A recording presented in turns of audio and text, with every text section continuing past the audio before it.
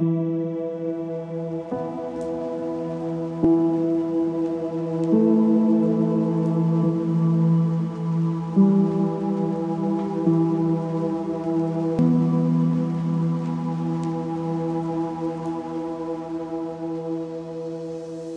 message s'adresse à toutes celles et ceux qui portent le masque et ferment leurs yeux et leurs oreilles par peur, par déni ou par ignorance.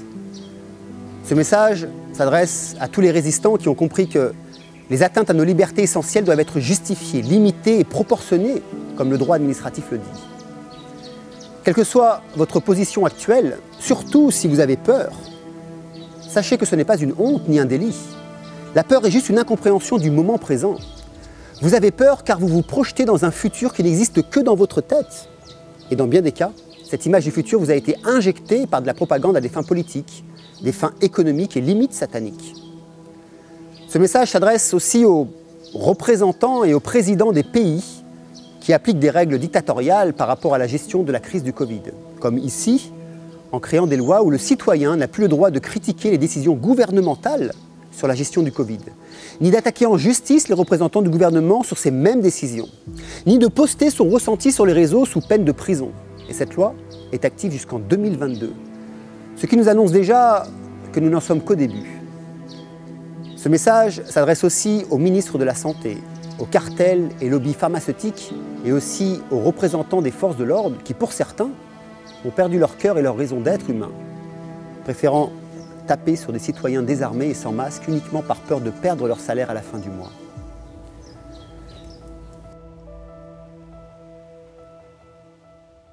Ce message, il s'adresse aussi aux télévisions et journaux qui sont devenus pour la plupart des mendiants de la honte en se nourrissant de fonds qui ne leur appartiennent pas pour vendre de la désinformation et générer un climat de peur et de servitude. Alors, messieurs, mesdames, politiciens, politiciers, lobbyistes, et certains journalistes, certaines de vos attitudes me désolent. Dans nos villes soi-disant modernes, sous les masques, les gens manquent d'air. Mais ils manquent aussi et surtout de rêves. Je tiens à vous rappeler les faits. Tout d'abord, je parle en mon nom en tant que terrien libre de toute attache, libre de toute loi, hormis celle auquel je décide de donner mon accord. Je n'ai qu'une seule devise. Rien ni personne ne peut atteindre l'intégrité de l'être que je suis. Cela signifie qu'il n'y a aucun être sur cette terre, et aucune chose qui pourra enlever mon intégrité. Je suis maître et décisionnaire de ma vie, de la manière dont je veux la vivre, où et avec qui, et de la manière dont je déciderai de mourir.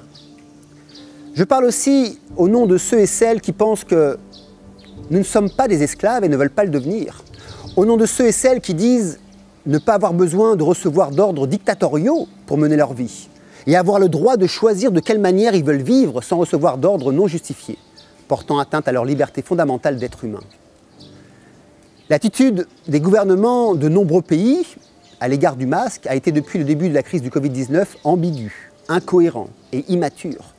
Je dis nombreux pays car, pour ne citer que deux exemples, la Finlande et certains pays d'Afrique, eux ont agi différemment. Alors oui, ambigu, incohérente et immature. Tout d'abord en annonçant qu'il était inutile, voire dangereux, puis encouragé et enfin obligatoire, assorti d'une amende de 150 € en France, 250 € en Belgique, 100 000 roupies en Indonésie, assorti de sanctions pénales dans certains pays.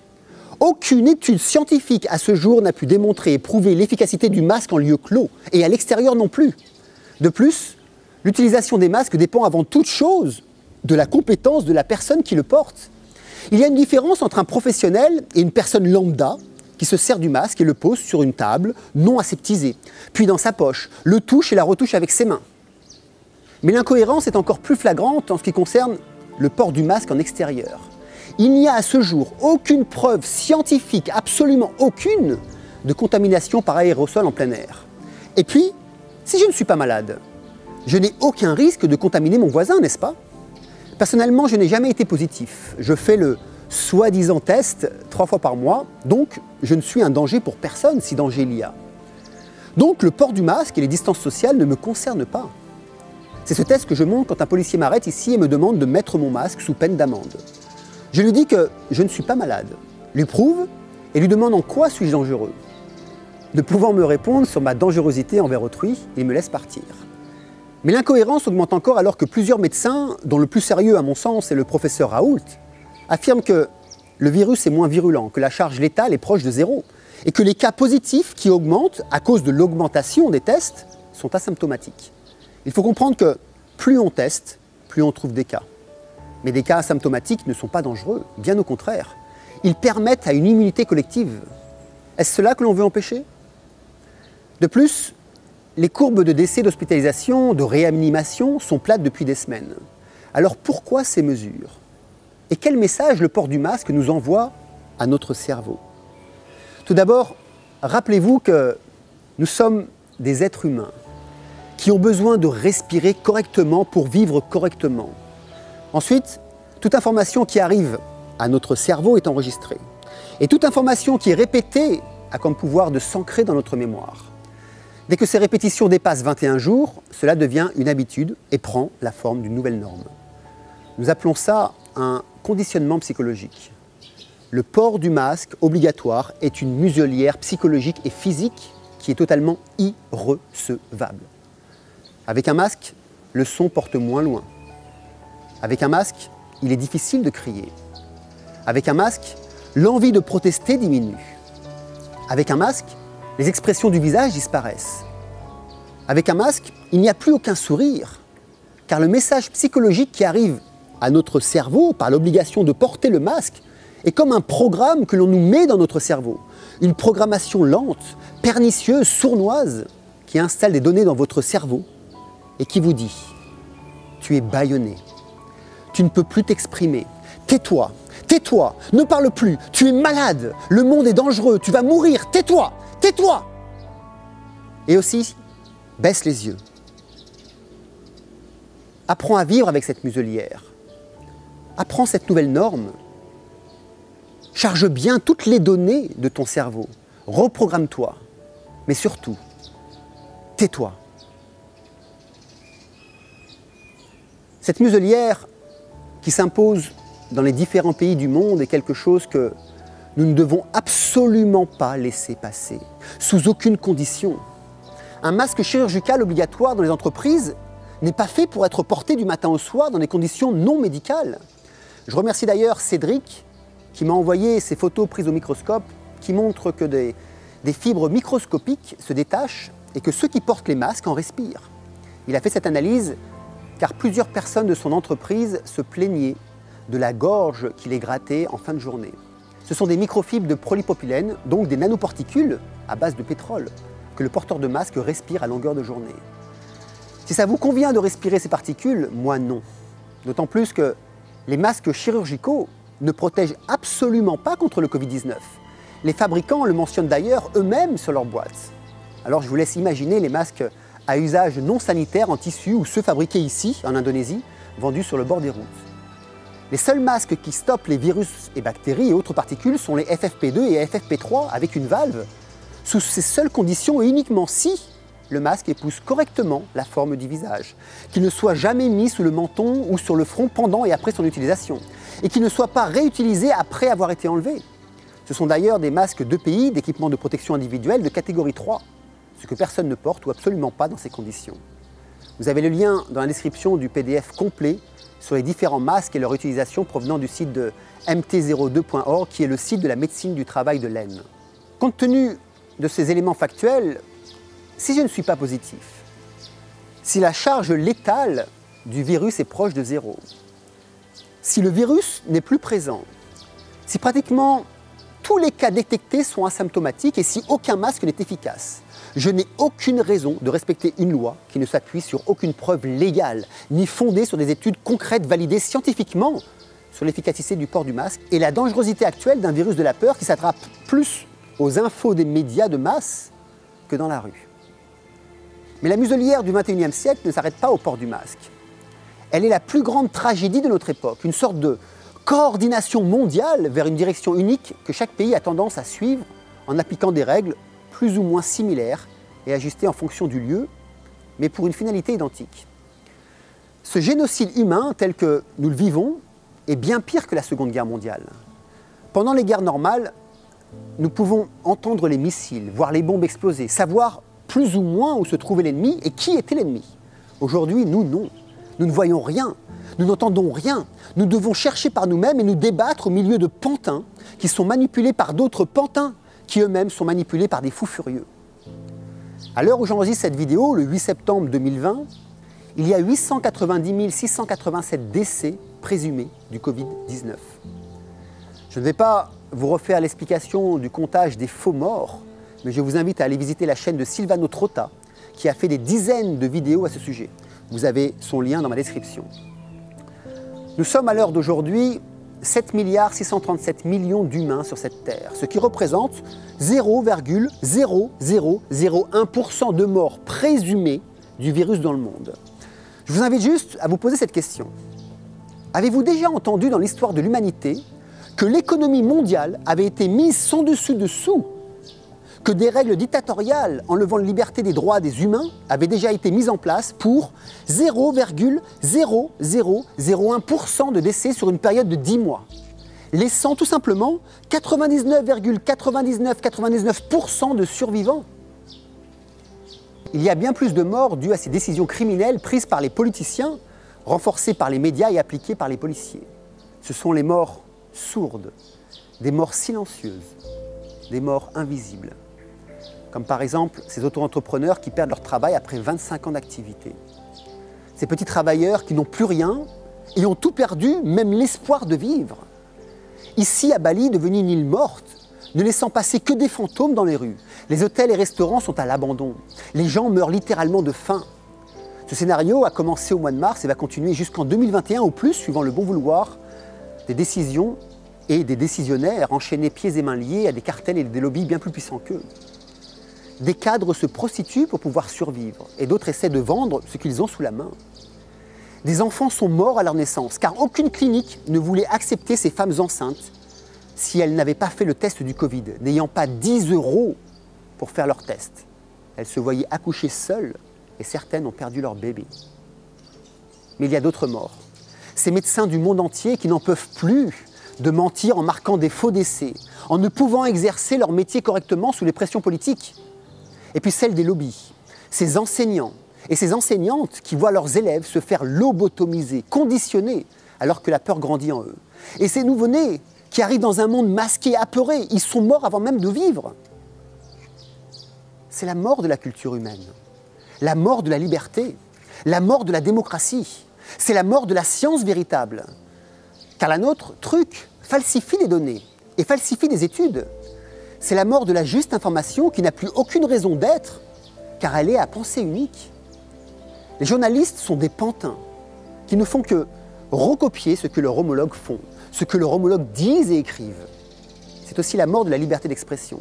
Des dizaines de milliers de chaînes de YouTube supprimées et de comptes aussi sur Facebook, pour ceux qui parlent trop profondément de la 5G, qui dévoilent les complots de nos dirigeants autour du corona et qui annoncent trop ouvertement les effets du grand reset à venir. L'oppression et la censure sont partout et pour continuer d'exister, il faut être vigilant. Regardez à l'écran. J'ai un logiciel qui me permet de voir les mots qui peuvent être repérés par YouTube et qui risquent de provoquer la suppression de ma chaîne. Si je tape coronavirus, j'ai une alerte. Si je le tape en mettant des tirets entre les lettres, cela disparaît. Si je tape Covid-19, j'ai une alerte. Si j'enlève 19, tout va bien. C'est sûrement grâce à cet outil que ma chaîne existe encore, car cela permet de déjouer ces intelligences artificielles qui d'ailleurs gèrent notre monde aujourd'hui. N'oublions pas qu'elles ne restent que des machines avec toute la logique binaire d'une machine. Sur WhatsApp, si j'ai un post qui est trop largement partagé, comme celui-ci, sur la loi indonésienne voulant interdire aux personnes de critiquer les décisions gouvernementales, que l'on ne peut pas non plus partager à plus d'une personne à la fois, car il a été trop partagé. Nous vivons un préconditionnement à un monde nouveau dont nous ne voulons pas. Un monde où la pensée sera unique, un monde où le contrôle des populations sera total, un monde où les idées seront étouffées, un monde où les valeurs spirituelles n'existeront plus, un monde où l'on vous dira comment manger, où et quand et à quelle heure, où l'on vous dira quoi faire et quand, où on vous punira si vous n'obéissez pas. Alors, messieurs les dirigeants, hommes d'État, policiers et autres défenseurs de la pensée unique, en vous regardant bien dans les yeux, je vous dis que je refuse votre monde. Je suis prêt à mourir libre plutôt que de vivre pour vous en tant qu'esclave. Vous n'atteindrez jamais mon intégrité. Votre seule arme est la pression psychologique et l'oppression pour diffuser de la peur. Le problème ne vient pas de vous qui créez des lois, mais de ceux qui les respectent. Une loi ne peut exister que si elle est respectée. Si personne ne donne son accord, alors vos lois n'auront aucune valeur ni aucun pouvoir, car vous ne pouvez pas mettre 7 milliards de gens en prison. Mais de quoi avons-nous peur? De quoi pouvons-nous avoir peur vraiment? De mourir? Nous allons tous mourir. Alors, 10 ou 20 ans de plus ou de moins, cela ne changera rien. Je ne suis pas addict à la vie comme un cocaïnomane peut être addict à sa cocaïne. Votre jeu fonctionne sur des personnes qui n'ont pas une vision plus élargie du sens de l'existence que celle de leur travail, de leur famille, de leur crédit, de leur objet. J'espère que ce message leur fera prendre conscience d'une autre dimension bien plus grande qui nous donne de la force psychologique et spirituelle, qui permet de passer les épreuves de la vie avec sérénité. Ma plus grande tristesse, c'est que vous utilisiez ces gens-là pour arriver à vos fins. Cependant, vous avez oublié qu'ils ne représentent pas le monde. Ce n'est pas à la science, ou plutôt à la pseudo-science actuelle, de décider de nos libertés. On ne peut pas laisser les cartels des données qui contrôlent 99% des données sur Terre contrôler la science, contrôler les politiques, les médias et décider de nos libertés. Tout est falsifiable, modifiable aujourd'hui, en un clic de souris. Ces cartels peuvent orienter la perception de notre réalité, la perception de nos choix, de nos décisions, non pas en fonction de ce qui est vraiment bon pour nous, mais en fonction de leur intérêt. On ne peut pas laisser les médias décider de nos libertés. On ne peut pas laisser les lobbies pharmaceutiques décider de nos libertés. Car nous nous battons et existons pour ces mêmes libertés. Elles nous reviennent de droit, car nos vies nous appartiennent et n'appartiennent à personne d'autre que nous. Alors, je vous invite à vous réveiller, à vous lever aussi. Il y a des actions qui sont menées en justice par des collectifs d'avocats pour attaquer l'État et défendre nos droits. Seuls, nous ne pouvons rien faire. Mais ensemble, nous sommes plus puissants que toutes les armées.